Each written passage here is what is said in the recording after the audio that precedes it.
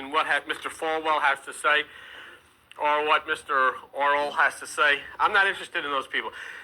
I am interested, and I'm trying to get you interested in what Jesus Christ has to say, because what Jesus Christ has to say is diametrically opposed to what they have to say. Jesus knows exactly what he's talking about, and the Bible knows exactly what it's talking about when it says in Matthew chapter 6, which is on page 781.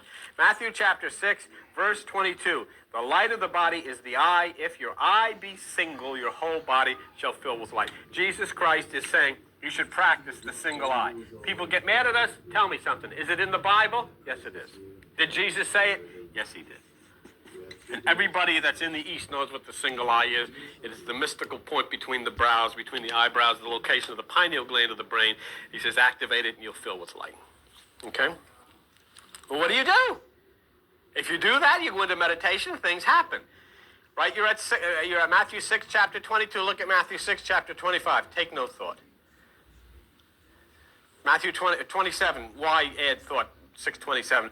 28, why take thought? So forth. Take no thought.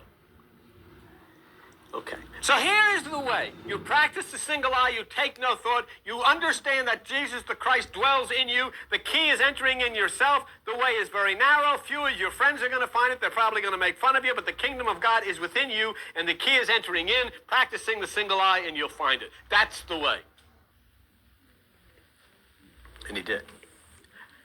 And so it becomes very interesting then if we go back to where we began this discussion, doesn't it? Go back to page 880, go back to the book of John, and look what is said.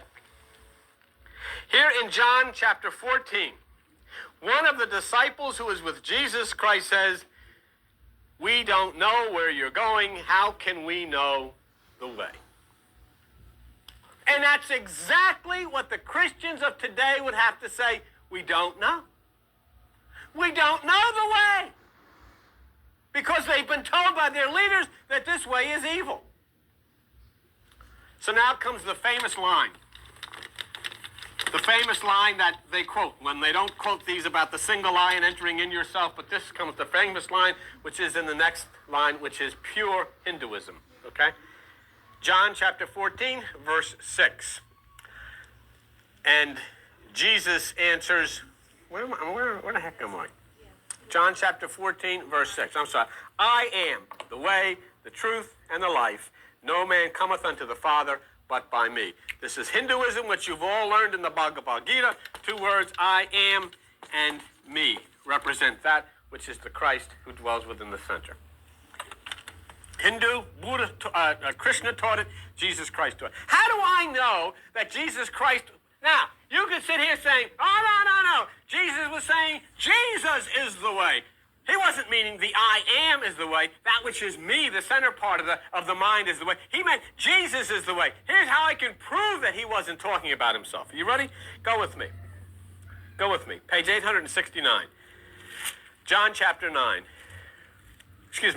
John chapter 5. Look at verse 30. What does Jesus say? I can of my own self do nothing. So how could he be the way if he can't do anything? So how could he be the way if he can't do anything? The man's telling you.